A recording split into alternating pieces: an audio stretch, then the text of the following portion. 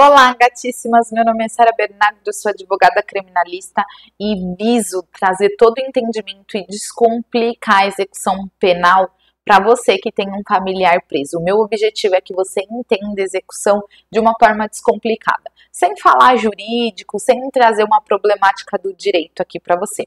Afinal de contas, você tem um familiar preso e quer entender essa execução e eu tô aqui para isso, para te ajudar. Hoje eu quero falar de falta disciplinar e os prejuízos que essa falta traz para o reeducando e alguns pontos que são necessários que você saiba. Vamos começar falando da falta disciplinar.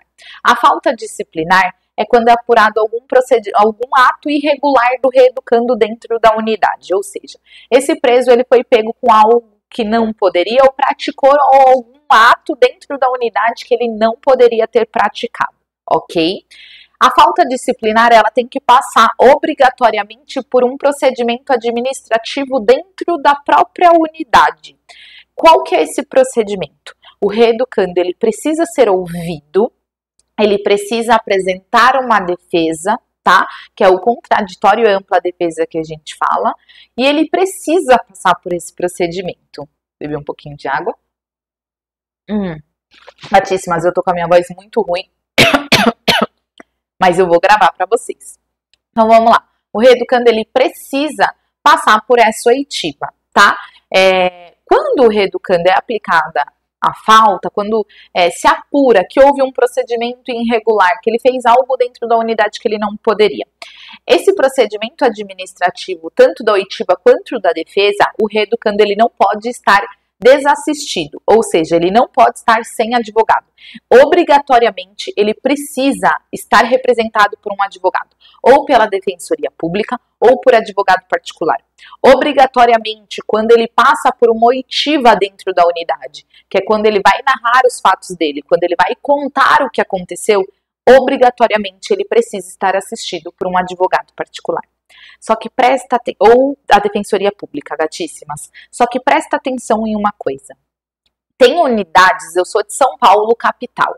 Não sei de onde você está assistindo esse vídeo, mas presta atenção numa coisa. Tem unidades aqui em São Paulo que eles têm uma área do judiciário, o jurídico, dentro da própria unidade. E quando o preso ele não tem um advogado particular, ele vai ser assistido por esse advogado da unidade. Esse advogado cuja o chefe dele, o patrão dele, ou o superior hierárquico dele é o diretor da unidade. Ele que vai assistir o reeducando, que vai ouvir e que vai fazer a defesa do reeducando. Veja bem, eu não estou generalizando, mas há indícios de que essa defesa pode ser prejudicada. E já há decisões no sentido de anular completamente a defesa feita por advogados da unidade, tá? O ideal é que esse reeducando ele seja assistido ou por advogado particular ou por defensoria pública, porque o defensor público, ele é um funcionário do Estado, ele não presta serviço, ele não presta esclarecimento para nenhum diretor de unidade, ele se reporta somente ao juiz e ao Estado. Ou seja, quando a gente tem um jurídico dentro da unidade, e esse jurídico é quem vai fazer a defesa do reeducando, quem vai ouvir todo o depoimento, quem vai apresentar uma defesa escrita ali naquele momento, pode trazer um prejuízo sim para o reeducando. Então, nós temos que tomar muito cuidado com as unidades que têm um jurídico próprio, um jurídico interno, tá? Gatíssimas. Outro ponto que traz muito prejuízo aos reeducandos quanto à falta disciplinar é que a falta disciplinar faz com que esse reeducando ele perca até 1/3 das emissões. Pode ser menos, mas não pode ser mais. Ele perde ali, se essa falta for homologada, até 1/3 das emissões. O que é importante trazer para vocês também é que no caso de falta homologada, esse reeducando, ele não pode progredir de regime, ou um regime semiaberto, ou um regime aberto, fazer uso do livramento condicional, indulto e comutação. Ele não pode fazer uso desses benefícios. Por quê? Porque para que ele faça uso de todos esses benefícios, ele precisa ter um bom comportamento. Gatíssimas, o que é muito importante, prestem muita atenção. Para que o reeducando progrida de regime, ele tem que cumprir um certo lapso temporal e ter bom comportamento. Quando é aplicada uma falta disciplinar, esse lapso temporal ele se reinicia. O que é isso, Sara? Ele perde o período que ele pagou na casa? Ele perde a pena cumprida? Não, não é isso. A pena cumprida, ela continua computada lá nos autos. Ele não perde esse período de pena cumprida, mas esse período ele é reiniciado. Como? Se ele foi preso em 2018 e a cadeia dele ali, o lapso temporal para que ele faça uso do benefício da progressão de regime, vai começar a contar ali a partir de 2018, a partir do momento que ele foi preso e não saiu mais. Só que se ele toma uma falta disciplinar, o que acontece? Esse cálculo, essa data base, ela reinicia e ela passa a ser computada no momento da falta. Eu tô com um exemplo aqui, com muita paciência, eu vou mostrar ele para vocês. Paciência comigo, porque eu vou jogar para outra tela do meu computador. Então, vamos lá. Vocês estão vendo a tela. Tô aqui. Um pouquinho de paciência. Consegui vir. Ok, estamos aqui. Esse reeducando, deixa eu me colocar aqui para vocês me verem. Olha isso, gente.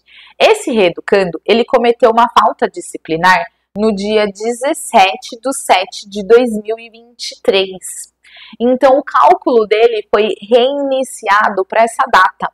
E olhem aqui embaixo, 18/7/2030 seria a data para a progressão de regime dele, tá? E aí eu já vou descer aqui, eu vou mostrar para vocês o procedimento administrativo. Aqui no procedimento administrativo, nós temos aqui, uma falta disciplinar. Nessa falta disciplinar, qual que é a data do cometimento da falta? Dia 17/7/2023. Então, ó, data de instauração, dia 17/7/2023. Vejam que nesse momento o cálculo do reeducando ele foi reiniciado mudando a data base. E aí eu vou mostrar para vocês o que aconteceu. Foi feita a defesa, agravo em execução, que nós chamamos, e nessa defesa de agravo de execução, o Tribunal de Justiça determinou que essa falta fosse excluída do prontuário, tá, do reeducando, e que se ele tivesse perdido dias remidos, teria que ser devolvido. Olha como que voltou o cálculo dele. O cálculo dele voltou para a data da prisão temporária. Vejam aqui, 23/7/2021. Ou seja, sumiu aqui, vocês estão vendo que mudou a data base dele. A data base mudou para a data da prisão temporária. Então, a progressão de regime desse reeducando vai para 3/5/2029. Diferente, gatíssimas, daqui, que tá com a data da falta grave. Notaram o quanto a falta grave interfere na progressão de regime? Por quê? Porque ela muda a data base. O que é essa data base? É a data que a partir daquele momento, eu começo a computar para que o reeducando possa progredir de regime. Só que olha que interessante, se eu estiver falando para você de comutação ou de induto, essa data não muda, mesmo que o reeducando tenha uma falta grave. Essa data base que eu te mostrei, ela não vai mudar. Essa data aqui, ela não muda, mesmo que o reeducando tenha cometido uma falta grave. O que vai mudar? Para que ele possa fazer uso do induto ou da comutação, um dos requisitos do induto de 2023, promulgado pelo nosso presidente Luiz Inácio Lula da Silva, é que o reeducando não tenha falta nos últimos 12 meses. Vamos supor que esse reeducando tem falta nos últimos 24 meses, mas nos últimos 12 não. Ele tem direito ao uso do induto ou da comutação se ele atingiu o lapso temporal que é necessário para que ele faça uso desse benefício, ele pode fazer uso, porque o induto ele exige bom comportamento. E se o boletim informativo do reeducando vem com bom comportamento, ele pode fazer uso. Gatíssimas, isso é muito, muito interessante. Agora, uma coisa que eu quero falar para vocês para finalizar esse vídeo. O reeducando, ele pode ficar em isolamento quando é aplicada uma falta disciplinar grave durante o período da apuração, antes mesmo da homologação dessa falta? Pode. Ele pode ficar em isolamento, que é o castigo que a gente chama. Ele pode ir lá para o castigo, que é para esse isolamento, e ficar nesse castigo não durante todo o período, ok? Mas em determinado período aí, até 10 dias, ele pode sim ficar em isolamento. Quando ele não pode ficar? Quando há um excesso de prazo e quando há violência. O que acontece muito na prática, gatíssimas, vocês se desesperarem e falarem, eu quero alguma medida, um habeas corpus, qualquer coisa que faça com que o meu marido, o meu filho, saia desse isolamento. Existe alguma medida a ser tomada? Se não existe excesso de prazo, se a sindicância dele ou o procedimento administrativo está regular, não há o que ser feito. Entretanto, se esse reeducando ele foi agredido, ele passou por alguma situação que traz nulidade para a aplicação dessa falta, aí sim há o que ser feito. Gatíssimas, eu espero que vocês tenham entendido, espero ter explicado para vocês da melhor maneira possível e eu conto aqui com vocês nos nossos próximos vídeos. Valeu!